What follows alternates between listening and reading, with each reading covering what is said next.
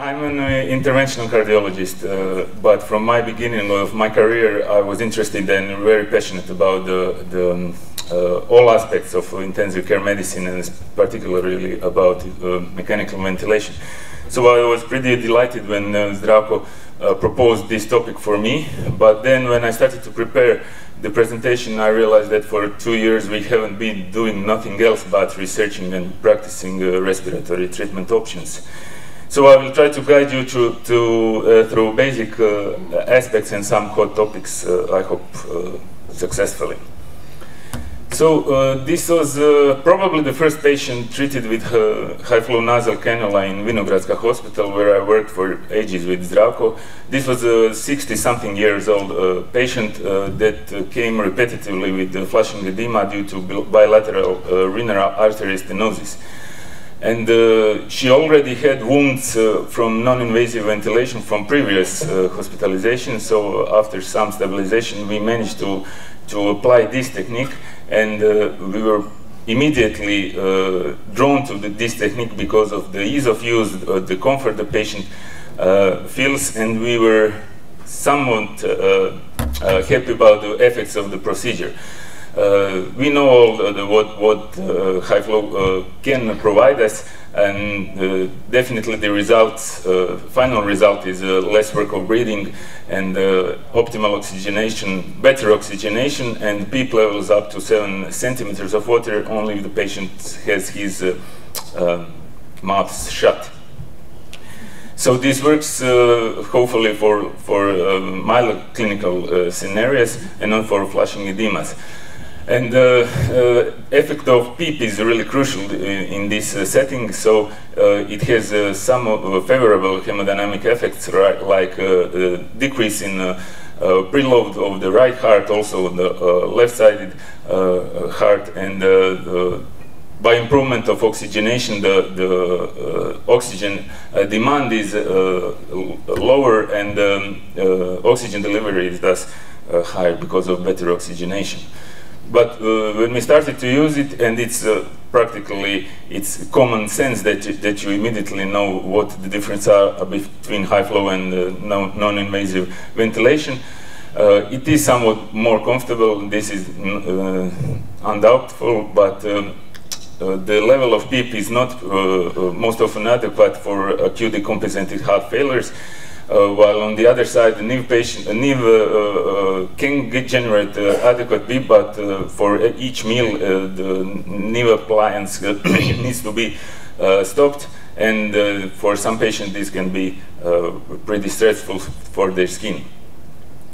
So Guido showed us this study yesterday. This was a randomized study around 100 patients in each arm for acute decompensated heart failure, and CPAP applied during through helmet was superior in all outcomes of this study. This is highly acknowledgeable. We can accept such results because of more adequate and higher PEEP levels that can be achieved by helmet. Helmet is somewhat different than the other interfaces used during NIV.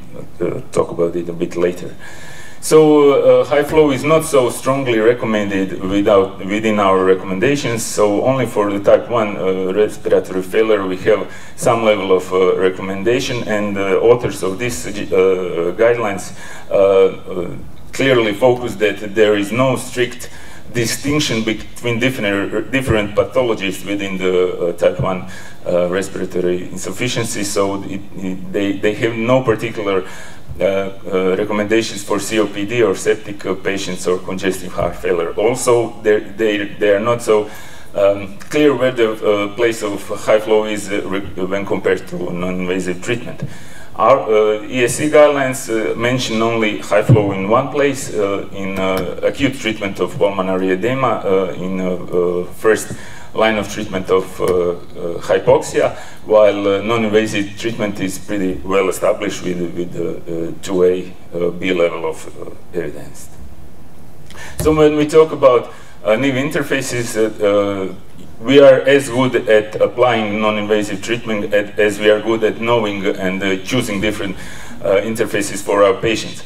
The most common mask that we use is, we call it like locally, like avatar mask. I think I got the name from Marko Noć and his colleagues. It's the mask that is a bit broader on the upper side, and this seems to suit many patients. And the masks are not the same. This was a randomized trial on ARDS patients, where we can see that the patients treated with helmet were went pretty better than patients treated with the regular mask. So the number of intubations were lower, and also mortality was lower in patients treated with a helmet. Helmet is not so burdensome with leakages, and has more potential to apply higher PEEPs continuously. So this could be explanation. So we talked about positive effects of PEEP, but in our cardiologic patients, we need to know the detrimental effects of PEEP. These come to, we can see them especially in the states where patients are preload dependent, such as patients with diastolic dysfunction. So in these patients, we need to check whether our high PEEPs are going to provoke some hemodynamic disturbances. This also applies for right ventricular shock patients, as rising PEEP, especially above 10, can provoke, so increase the pulmonary vascular resistance, so these failing ventricles can fail furthermore. And we have often cases of flushing pulmonary edema that we apply IV loop diuretics, and then patients have large volume diuresis very fast, and in these states applying PEEP can cause hypotension. Now this is a paper from our colleague from Slavonski Brod. I think Croatian colleagues know the physician. He made a remarkable study. He published his data on 90 patients treated for COVID. Around half of them were treated with NIV only, and he managed them with escalating number of PEEP up to 20. And the sole idea was to control the inspiratory effort of patients, and he managed that by applying CPAP only and by protocolized sedation. They even prone the patient if it was necessary. And he had the lowest mortality in a patient who stick to this treatment strategy. And for this population, they had really slow decremental steps for PEEP reduction, only 2 centimeters of water per day. So this is an interesting way of thinking. We are not familiar, we are not so close to such a usage of such a high PEEPs in such population. And why is it important to control the patient efforts? Because of P-SILI, patient self-inflicted lung injury. So once patient is spontaneously breathing, his pleural pressures can be assessed by esophageal probe, where we check the pressure, and these shifts transpond to the transpulmonary pressures. This is a normally breathing patient with swings of in pressure that are acceptable.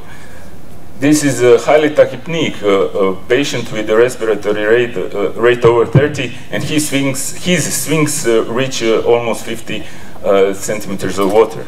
And this is what provokes injury of the lung, even in the patients with non-invasive treatment or even on a high flow. So in this study, all the patients that were able to reduce such swings to lower levels were the ones who maintained treatment with non-invasive, and the patients who remained with such large swings were the ones who got intubated. So this is not the only mechanism of P-SILI. There are others. Especially important one is asynchrony between patient and ventilator. So when we talk about intubated patients, there are, we can say, 4 pillars, 4 cornerstones of safe ventilation. I will try to drive you through them. But first, it is really important to remember that when we are talking about ARDS, we are not talking about same lungs at every point. So the lungs are usually divided into 3 points. The lowest point, it doesn't matter, so it doesn't matter that it's lowest, but in these pictures you can acknowledge that these are filled alveoli with no ventilation going on, and we can't fight for these alveoli at this moment. These alveoli need to go through biological healing, and we only apply other medications for and want to buy time for these alveoli to heal. On the top there are almost normal alveoli that we are going to destroy if we apply high pressures or high volumes. And this one we need to protect. And in the middle lines, there are alveoli. They are partially collapsed or can even be collapsed and reopened during ventilation. And these ones are we fighting for not to provoke trouble with our mechanical ventilation. So we do it we can do it with adequate PEEP, and the PEEP is really something that could help us. This is sorry for the Croatian insignia, but I couldn't find the original video. This is really effect of PEEP when the system is closed. So within few inspirations, the lungs are completely dilated, and when you disconnect the system from the pressure, when you get to the air pressure, then the lungs collapse completely. And this happens every time you do this open airway suction.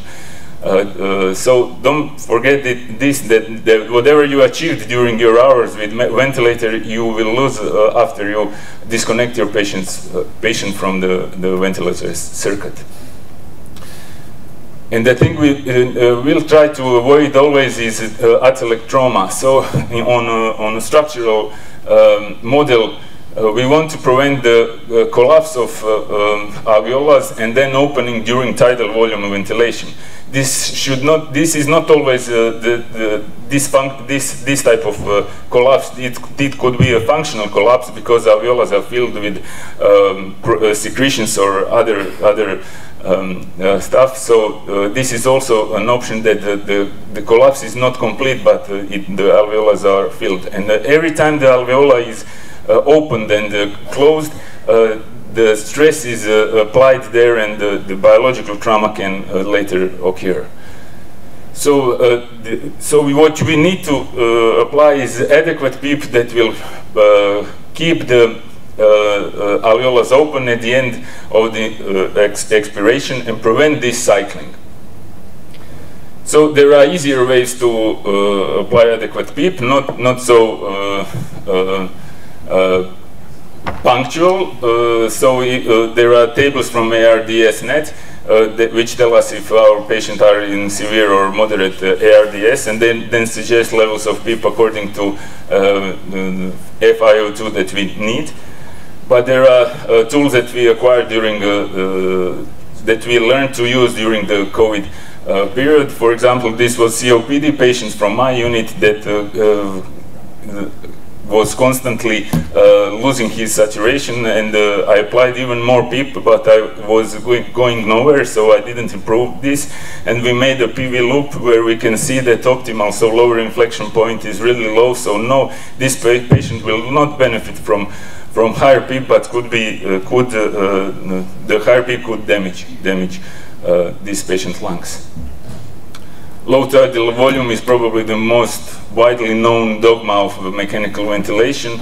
Many years ago, there was a study with the mortality benefit of patients who were treated with 6 milliliters of tidal volume, and this is well accepted. The thing is that when we lower the tidal volume, then we need to increase respiratory rates to get adequate minute ventilation, especially if our patient is with high CO2. So we treat them with even higher and higher respiratory rates, so we can have a patient treated with 30 or 32 respiratory rates with our ventilators. But this is not protective ventilation, at least some concepts say so, because we can't forget that everything that we do apply stress towards our alveolus. So mechanical power is a somewhat new concept, and it includes respiratory rate, tidal volumes, peak and driving pressures. And there are studies that suggest that higher mechanical power used in mechanical ventilation is related to worse outcomes. This is not maybe in everyday use, but you should be aware that it is not same if you ventilate your patients with 16 or 36 respiratory rate. This is not the same. Plateau pressure is a really important thing, and the lung safe study showed us that in 60% of ventilated patients there were no data on plateau pressure whatsoever recorded. Plateau pressure in volume controlled ventilation is a pressure that remains within system after end of inspiration. So it's this is the plateau. And driving pressure is when you divide the difference between plateau and PEEP.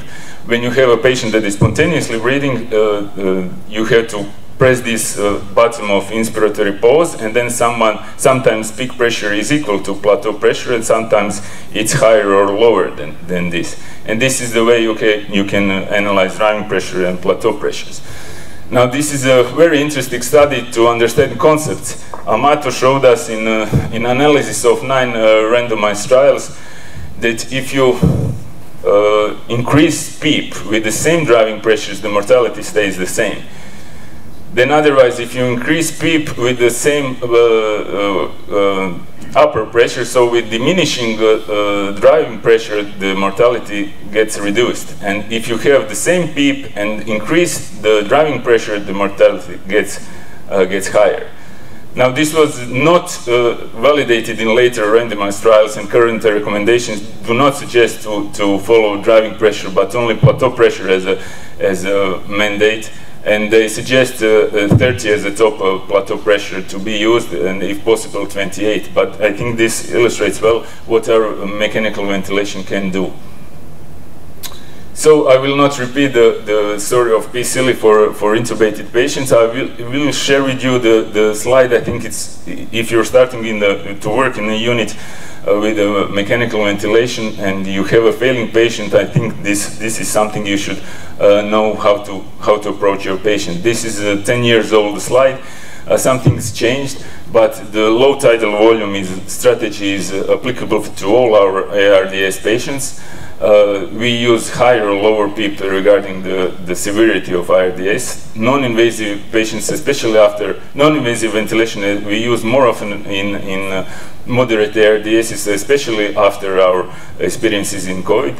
And prone position and neuromuscular blockages are now at equal positions. You saw in experiences of our colleagues from Slavonski Brod that they prone the patients prior to blockage. High frequency oscillation ventilation is no longer recommended, and inhaled NO is now recommended, although it's not available for adults in Croatia. Also, extracorporeal CO2 removal is not currently recommended as routine option for ARDS patients. So if you have a patient you think you should report to VV ECMO, check that you have everything, tried everything else, or just when you're referring the patients that you know what steps you already take. So what are emerging concepts? There are a number of interesting solutions where machine can help us. When the machines take away part of our work, IntelliVent ASV is an interesting concept. It's the type of ventilation when you set your goals regarding saturation of oxygen and levels of CO2, and the machine does all the other work and can apply different levels of support. SmartCare is a rigorous solution for successful weaning. I have tried it in our cardiac patients, but we have our urgencies are so fast in shifting that I'm not sure that this is really helpful. Now, as interesting concept, it's neurally assisted ventilation. So you have a catheter placed in the esophagus that reads the potential of nerves that innervate the diaphragm, and according to these potentials, they apply adequate pressure support. So pressure support is more rapidly, so more timely, adequately applied, and it can be tailored according to patient effort. So this more resembles physiological ventilation that we all have. So this is third lecture where we speak about machine learning and artificial intelligence. There are some indices that artificial intelligence can learn better the phenotypes of our ARDS patients, and sometimes can shorten the time that patients spend on the ventilation, but it's not for routine use at the moment. So instead of conclusion, I provide you with this picture that hopefully we all have yesterday or the day before. We have a safe drive, we have almost like sedative effect of this view. Our drive was short, and it was really nice, and it was really successful. And this is how we wish to guide our patients through mechanical ventilation. And just as ferry drivers, we need to be capable of navigating rough waters also. Our ferry drivers have the opportunity to stop and to pause for 2 or 3 days, and not to wait for better days. This is not option for us. And if you are treating the patient with ventilator, then both scenarios can happen at any time. And of course, the one type of ride can come to the other. And we need to be familiarized with all aspects of ventilation. We need to know how to ride these rough times. Thank you.